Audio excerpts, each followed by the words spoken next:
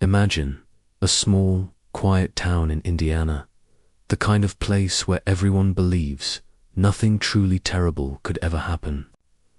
But on a cold winter afternoon in 2017, that sense of security was shattered forever.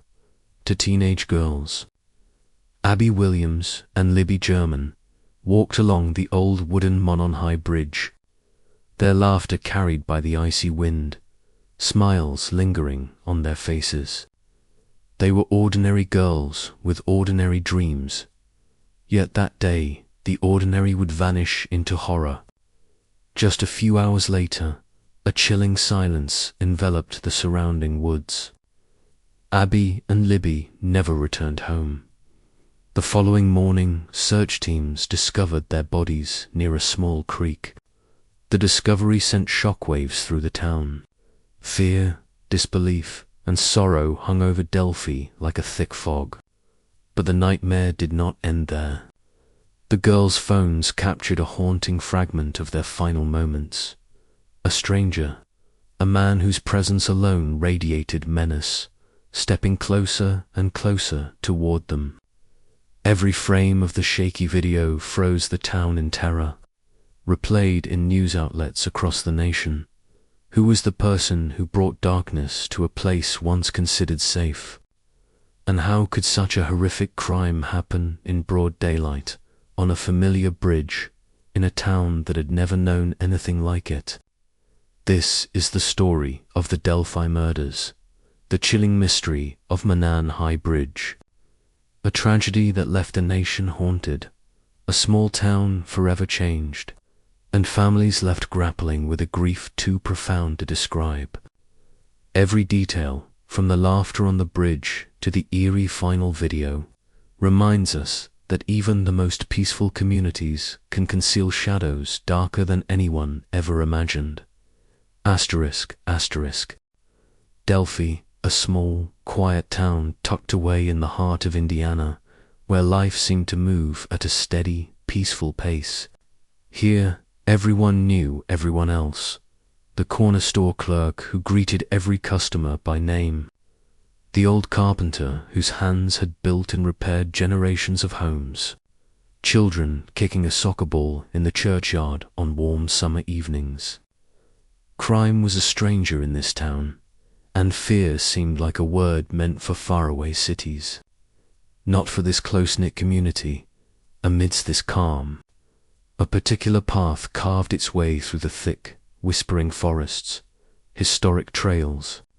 The narrow dirt path wound through towering trees, their branches forming shadowy arches that flickered in the sunlight.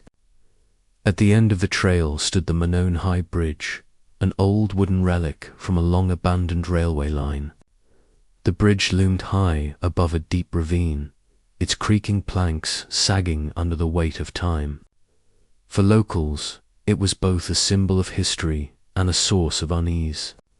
Teenagers dared each other to cross it, posing for photographs, testing courage, and capturing fleeting moments of freedom and friendship along its weathered boards. Yet no one in Delphi could have imagined that this very bridge, once filled with laughter and playful dares, would become the doorway to a nightmare. What was once a symbol of youthful adventure would transform into a site of unimaginable horror place that would leave an entire town shaken, haunted by questions that might never find answers. The bridge, the forest, the quiet streets of Delphi, they all seemed unchanged. Yet something sinister had silently crept into the heart of this town, ready to shatter its peace forever. And when that moment came, it would mark the beginning of a mystery so chilling that it would linger in the minds of everyone who called Delphi home. Long after the echoes of the past had faded into the shadows. On the afternoon of February 13th, 2017, a thin, ghostly fog settled over Delphi, Indiana. The winter air was sharp and cold, slicing through the bare branches of the trees that lined the historic trail's path. A soft wind whispered through the skeletal limbs, carrying an eerie sense of stillness that seemed almost unnatural for a town that prided itself on peace and familiarity. To teenage girls, Libby, German, aged 14, and Abby Williams, 13, set out to spend their afternoon wandering the trails they had explored countless times before. Libby carried her phone, eager to capture snapshots of the world around them, just as she always did. Their laughter, bright and youthful, floated across the empty trail, mixing with the creaking groans of the old wooden planks beneath their feet as they stepped onto the Monon High Bridge. From a distance, the bridge rose like a silent sentinel, ancient and imposing, standing alone amidst the wintry forest. Its boards were weathered, some splintered and warped, threatening to give way under the slightest weight. Below, the shallow creek glimmered in the muted light, water moving sluggishly around moss-covered rocks that felt cold and unwelcoming. The path was deserted. No other footsteps, no distant voices, only the wind, the crunch of their boots on leaves and twigs, and the rhythmic click of Libby's camera capturing moments of innocence. It was an ordinary afternoon in every sense, a moment of teenage freedom, curiosity, and joy. Yet, unbeknownst to anyone, this seemingly normal outing would mark the last moments of Libby and Abby's young lives. What began as laughter on a bridge would soon descend into a nightmare that would forever haunt the town. The fog, the trees, the creaking planks, they would all bear witness to a darkness that had silently crept into Delphi, changing the town forever. Even as the girls laughed and took photos, the forest seemed to hold its breath, as if it knew what was coming but was powerless to stop it. The quiet was heavier than usual, almost expectant, foreshadowing the chilling events that were about to unfold. In just a few short hours, the innocence of this small Indiana town would be shattered, replaced with a fear so deep that its echoes would linger in every corner of Delphi for years to come.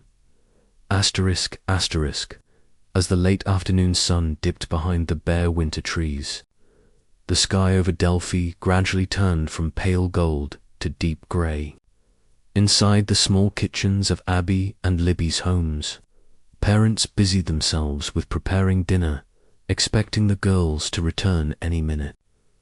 They had promised to be home before dark, as they always did, but the clock hands kept moving, and the daylight outside the windows continued to fade, while 2 chairs at the dinner table remained empty.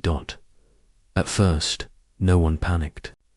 The adults assumed the girls had simply lingered on the trail, taking photographs, laughing, or chatting along the way. But as the last traces of sunlight disappeared behind the winter trees, an unsettling silence began to settle in. A hurried phone call was made, ringing endlessly into the void. No one answered. A quick text message was sent.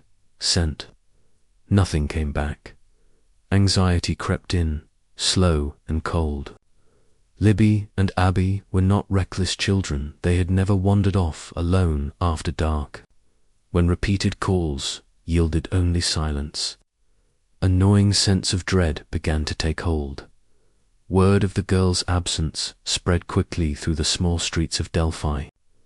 Neighbors, hearing the faint panic in each other's voices, grabbed flashlights and coats, rushing to help.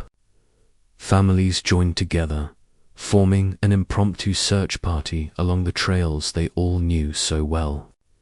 In a matter of minutes, the entire town seemed to awaken to a shared fear. A community suddenly on edge. Dogs barked in the distance, echoing through the trees. Footsteps pounded along the narrow trail, flashlights cutting swaths of light through the darkness, illuminating every route, every twisted branch. Calls of Libby, Abby, pierced the night, desperate, hoping for a familiar giggle or a voice in reply. But the only answer came from the cold wind. whispering through the skeletal branches of the forest. A deep unease began to settle in every heart. No one wanted to acknowledge it, but the truth was undeniable. Something unprecedented had happened in Delphi. And if Abby and Libby did not return that night, it could only mean something terrible had occurred along the historic trails, the very path leading to the shadowed, imposing Monon High Bridge. Parents, friends, and neighbors combed the woods tirelessly, calling, shining lights into every dark corner, peering under logs and around boulders. Each passing hour thickened the fear like a fog that refused to lift.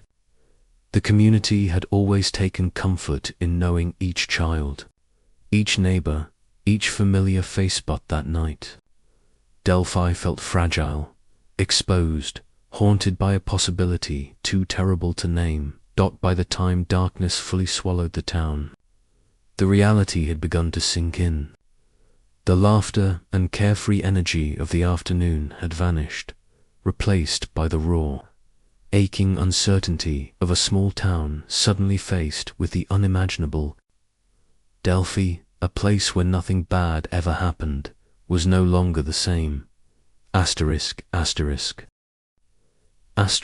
The next morning, February 14th, just as the pale winter sun began to rise over Delphi, a search party returned to the historic trails. The air was thick with tension, each breath heavy with anticipation and fear. Hope lingered faintly among the searchers. The wish that Abby and Libby had merely fallen asleep somewhere in the woods, exhausted from their afternoon walk, perhaps hiding playfully behind a tree. But when their steps brought them to Deer Creek, just a short distance from the Monon High Bridge, the horrifying truth revealed itself. There, amid the cold, damp earth, the bodies of the two girls lay together beneath a blanket of scattered leaves, the soil disturbed as if someone had tried in vain to conceal them. Abby lay on her side, one arm stretched out as though reaching for her friend. Libby lay on her back, eyes wide open, staring at the skeletal branches overhead, as if sending a silent plea for help that would never reach anyone. Their clothes were torn and caked in mud, revealing wounds that made even the most stoic searchers recoil. The surrounding ground bore the imprint of unfamiliar footprints and long, dragging marks, grim traces suggesting the perpetrator had carried or dragged the girls to this secluded spot. Overturned weeds, broken branches, and the faint, metallic scent of blood mixed with the damp, earthy smell of the forest. The small creek ran cold and silent, its surface reflecting the weak morning light like a warped mirror amplifying the tragedy that had unfolded. The first person to spot them stumbled backward, pale and shaking. Some cried immediately, others froze, eyes wide, struggling to believe what lay before them. Whispers mingled with rapid breathing and the wind whistling through the bare branches, freezing the scene in a moment of collective horror. Panic rippled through the search party like wildfire. This was no longer just a local disappearance. It was a violent rupture of the sense of safety that Delphi's residents had always taken for granted. In an instant, the quiet, familiar woods transformed into a nightmare. When the police arrived, conducting a preliminary examination, their assessment was grim and unequivocal. This was not a random accident or a tragic misstep, was a deliberate, vicious act. But the questions loomed large. Who could commit such a crime? And why choose that particular afternoon, on that old, abandoned bridge, to unleash a horror that would forever scar the town? Asterisk. As police secured the area along the banks of Deer Creek, their attention quickly shifted to the unsettling details left behind at the scene. Beyond the tragic sight of the two girls' bodies, there were remnants that sent a chill down the spine of anyone who laid eyes on them. close to where the girls were found. A single, unfired bullet lay partially buried in the damp soil. Its silver casing glinted faintly in the morning light, streaked with mud, as if dropped in haste. It was not a random object left by accident. It seemed like a dark, silent message. Whoever had orchestrated this had come prepared. Yet something had forced them to leave it behind, a short distance away. A torn piece of dark fabric caught on a low-hanging branch. The ragged edges were coated in dirt, and a few tiny strands of hair clung to it, barely recognizable. Was it from one of the girls, or a careless trace left by the perpetrator during a struggle? These scattered clues offered no clear answers. The unfired bullet suggested an unfinished plan, a sudden interruption or abandonment. The ripped fabric hinted at a confrontation, a fleeting glimpse of the violence that had unfolded. Together, they painted a fragmented, haunting picture that left the investigators with more questions than certainty. Every detective on the scene felt the same gnawing doubt: what truly happened in that quiet forest? And why, in broad daylight, had these two young girls become the targets of such a calculated and merciless act? Asterisk, asterisk, the scattered clues, the unfired bullet, the torn piece of fabric. The strange footprints did not bring the investigators any closer to the truth. Instead, they opened the door to even more unsettling questions. The perpetrator had come prepared, carrying a weapon, yet why had the bullet been left behind? Was the torn fabric a remnant of the girl's clothing, or an accidental trace of the assailant's own presence? And how, in broad daylight, on a familiar trail, had two young girls vanished only to be found later in such a horrifying state? Word of the tragedy spread like wildfire.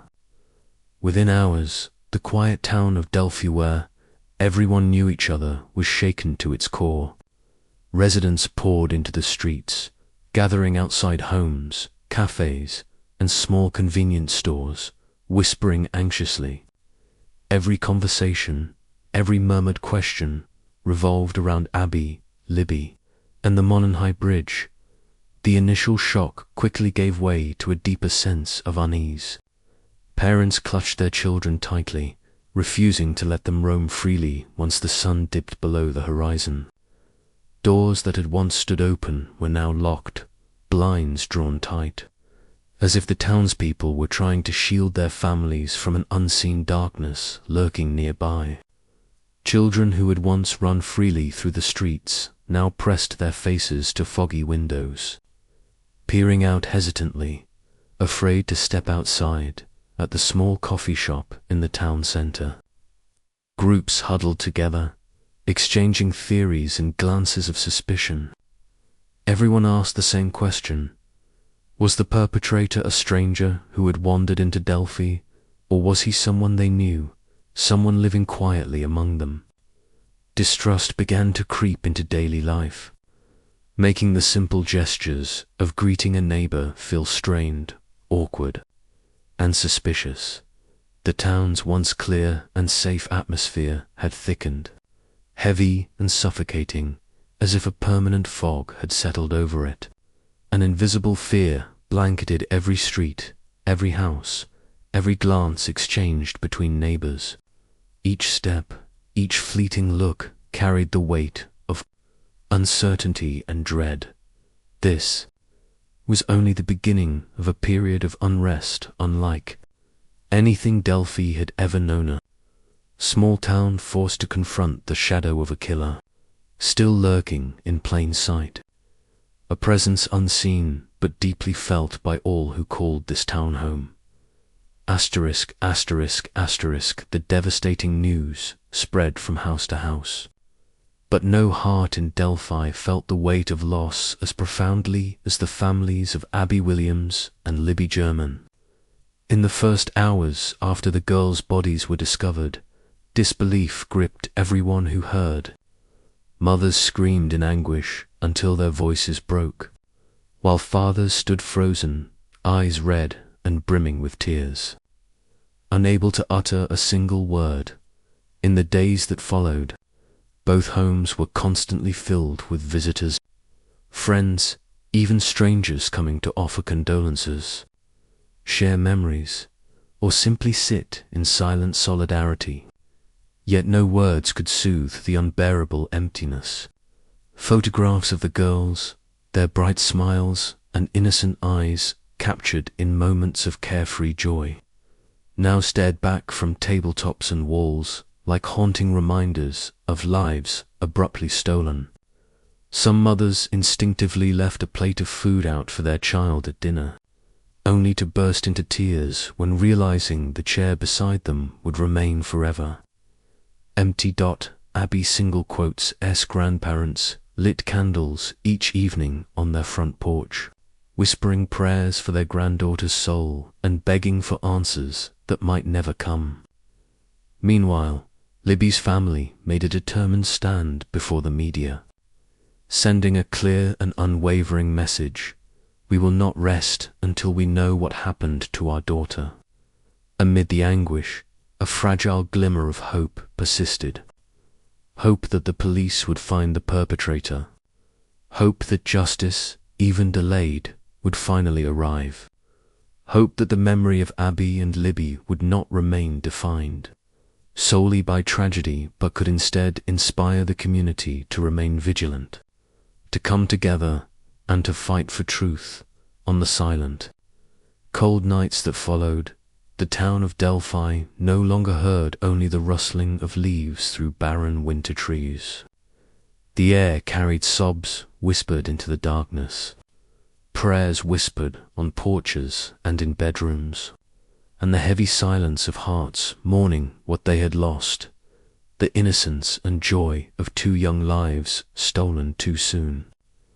Every corner of the town seemed to tremble with the echo of grief, a sorrow that would linger long after the candles burned out. Asterisk. As soon as Abby Williams and Libby German's bodies were discovered, the Delphi police acted quickly to secure the entire area surrounding the Monon High Bridge and Deer Creek. Yellow crime scene. Tape crisscrossed the familiar paths and underbrush, transforming a once familiar local landmark into an ominous zone accessible only to the careful, deliberate steps of the investigators. That night, the beams of flashlights sliced through the darkness, illuminating damp patches of earth and the tangled remnants of winter foliage. Camera flashes punctuated the night like bursts of startled light, capturing the grim scene that no one in Delphi could have imagined would unfold in their small, close-knit town. The rhythmic crunch of shoes on dry leaves mixed with the hurried scratching of pens on notepads, all contributing to a tense, almost suffocating silence that blanketed the crime scene as the forensic team began their examination. A number of strange and unsettling details emerged. The undergrowth had been trampled, leaving a chaotic pattern of footprints overlapping one another, making it nearly impossible to distinguish which belonged to the perpetrator and which. 2 searchers who had unknowingly disturbed the ground. Long dragged marks in the mud suggested the girls may have been moved, pulled to the precise spot where their bodies were found. Near the edge of the creek lay an unexploded bullet, partially coated in wet soil. It gleamed faintly under the flashlight, almost as if left deliberately, a chilling message from someone who had planned the act meticulously, yet for some unknown reason abandoned this part of their plan. Nearby, a torn scrap of dark fabric caught on a low-hanging branch, jagged and muddied with a few strands of hair clinging to it. Investigators debated whether it belonged to one of the girls, or was an oversight by the assailant himself. Preliminary autopsies confirmed the deaths had occurred on the afternoon of February 13th, only a few hours after the girls had left home. Yet one detail chilled everyone to the bone. despite the area being visited occasionally by hikers and anglers. No one reported hearing cries for help. How could such a violent event occur in a place that wasn't completely deserted? Police also began collecting witness statements from the last people who had seen Abby and Libby alive. Some recalled seeing the girls laughing and taking photos on the bridge, just as they always did. Others reported glimpsing a stranger nearby, a man whose presence seemed out of place. But the accounts were inconsistent and contradictory. Some insisted he wore a blue jacket, while others were certain it was brown. Some described him as heavy-set, while others swore he was thin. Each statement, each emerging detail, only deepened the fog of confusion. From the outset, the investigation resembled a labyrinth, where the truth was concealed behind layers of conflicting evidence and impossible to reconcile testimonies. What seemed clear on the surface was repeatedly contradicted, leaving the investigators and the community alike grappling with a growing sense of uncertainty and a haunting awareness that the answers they desperately sought were still hidden in the shadows of the Delphi woods. While the police were still grappling with the conflicting evidence at the crime scene, Libby German's family handed over an unexpected piece of information: her cell phone. What was discovered within its memory would send chills through everyone who saw it. Among the usual snapshots of teenage life, photos of friends, selfies, playful smiles, there was a short, shaky video that seemed to have been filmed in a rush, as if the person behind the camera had been gripped by sudden fear. The image wavered and blurred, but the focus remained on the old wooden bridge, standing silent and foreboding amid the winter forest. Then he appeared. A man, partially obscured by shadows, stepping deliberately across the weathered planks.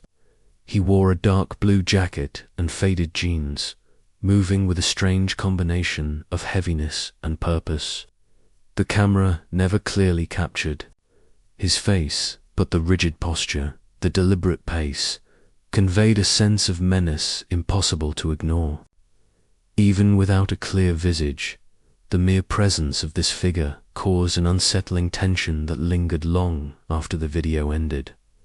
Then came the voice, a man's voice, rough and chilling, cold and commanding. Down the hill, just for words. Short, clipped, yet like a knife cutting through the quiet. The tone was imperious, threatening, leaving a shiver in its wake. It was the voice of someone in control, someone who could impose fear with a single phrase. The police quickly released the video to the public, hoping that anyone might recognize the man or recall seeing him in Delphi. But despite the town's small size and the fact that most residents knew each other by name, no one could identify him with certainty. Some insisted the voice sounded familiar, though they could not recall exactly whose it was. Others claimed they had seen the figure wandering the streets or near the bridge before, yet no one could specify a time or occasion. From that moment on, the brief clip from Libby's phone became far more than a crucial piece of evidence. It became a collective haunting. The shadowy figure and the cold, clipped command infiltrated the community's consciousness, turning ordinary encounters into moments of unease. Every nod of recognition, every friendly greeting, every familiar silhouette now carried the potential echo of the unseen perpetrator. The bridge, once a place of youthful adventure and daring, had been transformed into a symbol of fear, and the town of Delphi would never again view its quiet streets and familiar faces in the same way. After the mysterious video and the chilling voice from Libby's phone were made public, the small town of Delphi erupted in discussion, fear, and speculation. The man in the footage quickly earned a haunting nickname, Bridge Guy. He was no longer just a shadow on a bridge. He had become a symbol of menace, a figure whose presence both terrified and mystified the community. The blurry image, the deliberate, heavy footsteps, and the hoarse, commanding voice sent shivers down spines. Delphi, after all, was a town where almost everyone knew each other by sight or by name. Yet suddenly, a stranger or perhaps someone long familiar stood at the center of everyone's attention, and nobody could confidently say who he really was. In the days that followed, the police department was flooded with tips, calls, and sightings. Residents pointed to men whose gait resembled that in the video, whose voices sounded similar, or who had been seen near the Deer Creek woods at unusual times. Certain names quickly drew suspicion. Some of these men were naturally private, living quiet, secluded lives, while others had inexplicably vanished for days following the tragedy. Even without direct evidence, investigators began piecing together a disturbing picture. The clues at the scene's strange footprints, dragged marks across the forest floor, and the unexploded bullets suggested someone who was not an outsider, but rather intimately familiar with the area. This was someone who knew the winding trails of the woods, every hidden shortcut, every vantage point. Someone who could move with confidence and leave subtle marks, knowing exactly what to do to remain unseen. The deeper the investigation went, the more tangled the web became. Fear no longer stemmed solely from the idea of an unseen murderer lurking. Somewhere it grew from an even more unsettling thought. The killer could be someone living next door. Someone who exchanged morning greetings, smiled at neighbors, walked through the same streets, and blended seamlessly into the daily life of Delphi. While harboring a deadly secret, every familiar face became a potential suspect. Every handshake, every nod, every neighborly smile carried with it a hidden question. Could this seemingly ordinary person be the one responsible for the horror that had shattered the town? Delphi, once a place of trust and innocence, was now gripped by suspicion, paranoia, and the creeping dread that the darkness had always been closer than anyone had imagined. Asterisk, amid the thickening tension and the creeping atmosphere of suspicion, the people of Delphi could not help but remember Abby and Libby not merely as victims of a horrifying crime, but as the bright, vibrant children they had once known. Abby, just 13, had a radiant smile that could light up a room. She always carried a sketchbook, filling its pages with drawings of the bridge, the woods, and the quiet corners of the town she loved. Friends would recall her sitting for hours by the classroom window, lost in her own world, sketching every detail with delicate precision. Abby dreamed of one day becoming a true artist, someone who could capture the colors and emotions of the world and share them beyond the pages of her notebook. Libby, a year older, had a different passion: photography. Her phone was almost always in hand, ready to capture the innocent laughter of friends, the warm glow of a sunset over the fields, or the winding trails around Deer Creek. She was friendly, approachable, and had a way of telling small stories that made anyone listening feel warm inside. To her friends, Libby was like a keeper of memories, preserving fleeting moments with a gentle sense of care toward to their families. Both girls were not just children with simple dreams, they were a source of hope, of light in everyday life. Abby hunched over her colored pencils, lost in creation. Libby, grinning with the camera raised, immortalizing a moment of joy. Those images, once ordinary and comforting, had now become heart-wrenching memories. Every story shared, every memory recalled, deepened the collective grief. Delphi had lost not only to young lives, but also the dreams that would never bloom. the laughter that would never linger in the air. No one could have imagined that those carefree afternoons on the familiar trails would become the final journey for Abby and Libby. The bridges they once crossed with curiosity and excitement had become forever etched into the town's memory, not as landmarks of innocence, but as haunting reminders of lives cut tragically short. ***, in the days immediately following Abby and Libby's deaths, grief seemed to bind the Delphi community together. Residents gathered to light candles, lay flowers, and whisper prayers into the cold winter air. For a brief moment, the town shared a fragile sense of solidarity, clinging to the hope that justice would come. But as days stretched into weeks with no breakthrough from the police, that unity began to unravel. Frustration and suspicion seeped into the hearts of the townspeople, slowly replacing the initial mourning dot within the families of the two girls. Inner turmoil grew. They wanted desperately to believe that law enforcement was doing everything possible, yet each glance at their daughter's photographs eroded that faith. Libby's mother, attending yet another press briefing, often broke down mid-sentence, her voice choked with anguish. She managed to record him. "So why hasn't anyone been caught yet?" That accumulated grief morphed into anger, a sharp, biting resentment directed at those tasked with finding answers. For the police, the pressure was relentless.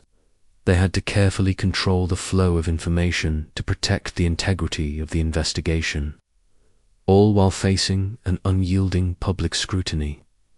Everywhere they went, whispers followed. They're hiding something, or are the police truly powerless?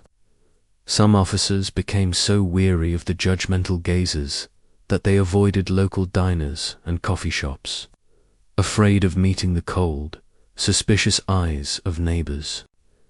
As for the broader community, fear had begun to fracture the town. Familiar faces became strangers.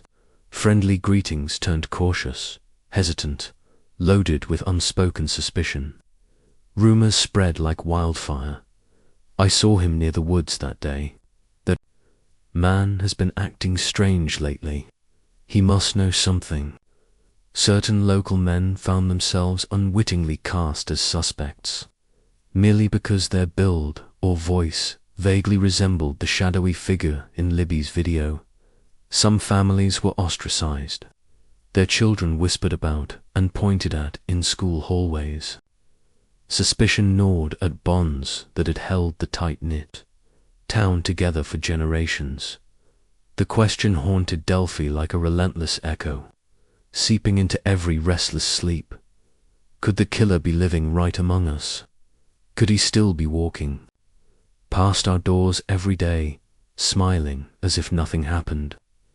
Once a town defined by peace and simplicity, Delphi now carried the weight of an invisible shadow. The tension thickened, pressing down on every street and home. And with each passing day without an answer, the collective unease grew ever more suffocating.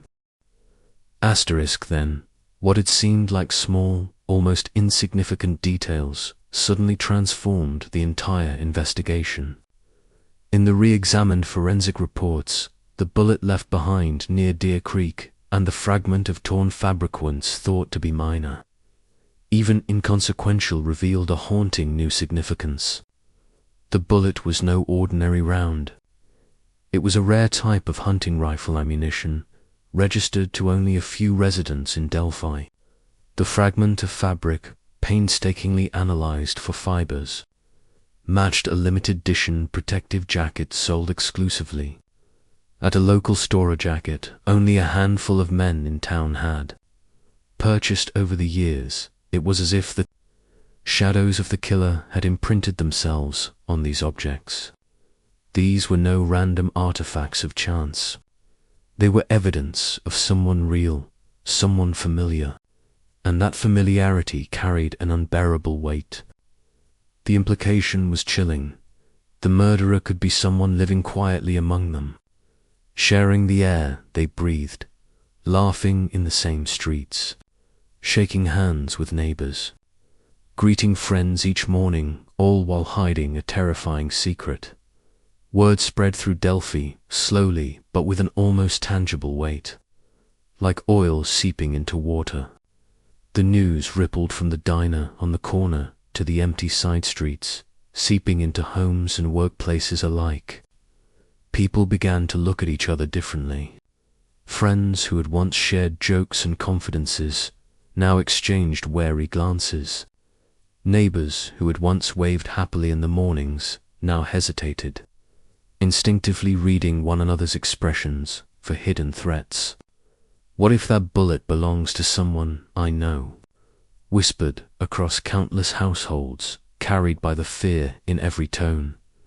Suspicions flourished like weeds. Men who had been ordinary, almost invisible, suddenly became the subjects of quiet scrutiny. A man who had brought his rifle for hunting last season was observed closely by those who had previously considered him unremarkable. Another man's old winter jacket, still tucked in the back of a closet, became a point of whispered speculation.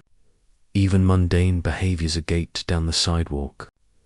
A glance exchanged over a fence was scrutinized, each triggering anxiety, each threatening to reveal the face of a killer hidden in plain sight. The atmosphere in Delphi grew tense, suffocating. Friends stopped visiting friends. Neighbors stopped knocking on doors. Conversations were careful, measured, and often avoided altogether. The town, once a haven of familiarity, felt like a cage, each familiar face potentially hiding a devil. Fear was no longer something distant. It lived in the very core of the community.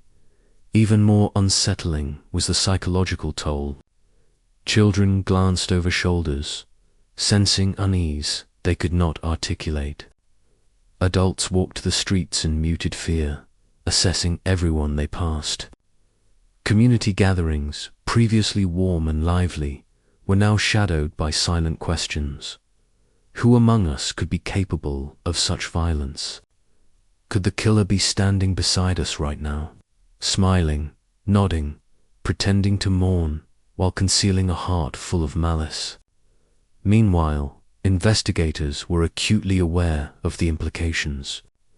If the bullet and the fabric were linked to local residents, then the perpetrator was no stranger. He knew the terrain, the trails, the schedules of the teens. He understood how to move unseen, how to blend seamlessly into the everyday life of the town. The possibility that he had walked among them during vigils for Abby and Libby, perhaps even lighting a candle while hiding his monstrous nature, was nearly too horrifying to consider. But it had to be. Suspicion, unease, and paranoia spread not only across the town but also into the private spaces of homes. Families questioned long-standing acquaintances, couples exchanged tense, whispered doubts, and old friends became wary of casual gestures. Every familiar voice, every smile, every nod in the street carried a weight of potential danger. The killer was no longer an abstract figure, a shadow in the forest. He was tangible, present, and invisibly intertwined with the fabric of daily life, and so Delphi changed. The town that had once been known for safety, friendliness, and calm now lived in a suspended reality of mistrust and anxiety. Each day carried the oppressive reminder that evil could be intimate, not distant. Every interaction was shadowed by the question, could the face I see be a mask? Could the person I trust be a nightmare in disguise?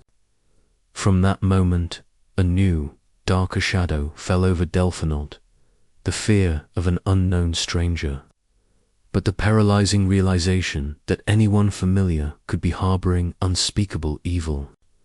The town's innocence was gone, replaced by a collective vigilance that would never fully fade, and deep inside the hearts of every resident, the knowledge lingered. The killer, whoever he was no longer out there. He was here, unseen, breathing the same air, walking the same streets, and perhaps smiling behind a mask of ordinary humanity. After tireless efforts that spanned weeks, the Delphi police threw every resource into the investigation. Every officer, every forensic specialist, every detective painstakingly retraced the girl's last steps. They combed through the dense forests, meticulously inspected every trail, checked every abandoned shed, and cross-referenced evidence from the crime scene. Libby's haunting video and dozens of conflicting witness statements. Each day, the team clung to hope a small, almost imperceptible clue that might finally reveal the identity of the killer. Yet despite their relentless work, the case remained elusive. The silver bullet lying abandoned in the dirt, the torn fragment of dark fabric snagged on a branch, the footprints that hinted at a struggle. All of these fragments seemed to belong to some puzzle that refused to complete itself. Every new lead only seemed to deepen the mystery. Slowly, the case began to fade from the public eye. The streets of Delphi returned to a semblance of normalcy. The cafes buzzed again with conversation. The trails saw joggers and hikers once more, and the Monon High Bridge stood silent under the sun, as if the horror of the past never touched it. Yet, for those who knew the story, the memory never fully dissipated. Whispers persisted, quiet murmurs in the corners of shops, hushed voices along the trails, the occasional visitor pausing as though sensing something unseen. But for Abby and Libby's families, life remained suspended in grief. Every morning, the empty chairs at the dinner table were a stark reminder of what had been lost. Parents and grandparents clutched photographs, traced the girls' faces with trembling fingers, and wept silently, haunted by questions they could never answer. A mother might prepare breakfast as if the girls were still there, then break down when realizing the cruel truth. The chairs would remain empty forever. Candles burned nightly on porches, flickering against the cold winter wind. Each flame a prayer for peace, a hope for justice that had yet to arrive. Even the police felt the weight of failure. They had exhausted every avenue, interrogated dozens, canvassed the neighborhoods, and re-examined each clue in painstaking detail, yet the killer remained invisible, a shadow among them. People who once smiled and nodded to each other now passed with wary eyes. Every neighbor, every passerby could be someone hiding secrets, and that realization alone changed the fabric of the community. The very sense of safety that had defined Delphi for generations had been shattered, replaced with a pervasive, unshakable fear. The impact of the case stretched far beyond the immediate tragedy. Local children were warned not to venture to the bridge alone. Parents walked their kids to school in tight groups, and even ordinary errands became tense affairs. Conversations were subdued, punctuated with wary glances toward familiar faces.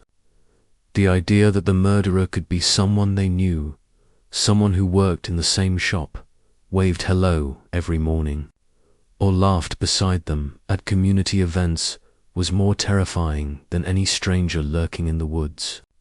Trust, once assumed and taken for granted, had to be earned again.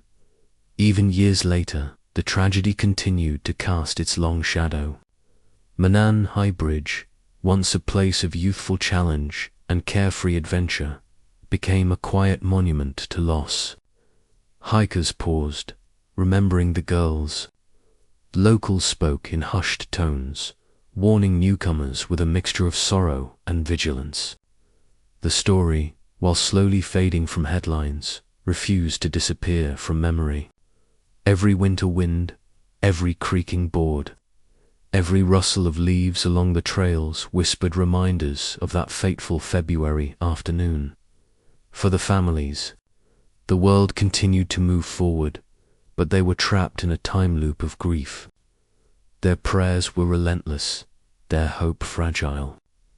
Each day was an exercise in endurance, a careful balancing act between remembering and surviving. They clung to the fragments of the girls' lives drawings, photographs, mementos, as if through these relics they could preserve not only their memory but also a sense of justice that had eluded them in the end. Delphi learned that not all questions receive answers, and not all evil is punished in a way the living can comprehend. The case closed in official records, but the truth remained a phantom, wandering the streets, lurking in the woods, hidden behind familiar faces. The community carried on, but beneath the surface lay a quiet, persistent unease. Every passerby, every shadow, every sound in the wind reminded them that darkness sometimes lives side by side with the brightest days, waiting silently, unseen, in the heart of the familiar justice. For Abby and Libby remained a promise unfulfilled. The town was scarred, the families broken, and yet life moved forward, awkwardly, painfully. The story of Delphi's tragedy became legend, a tale of innocence lost, fear discovered, and a haunting reminder that evil can exist not only in strangers but perhaps also in those we think we know best.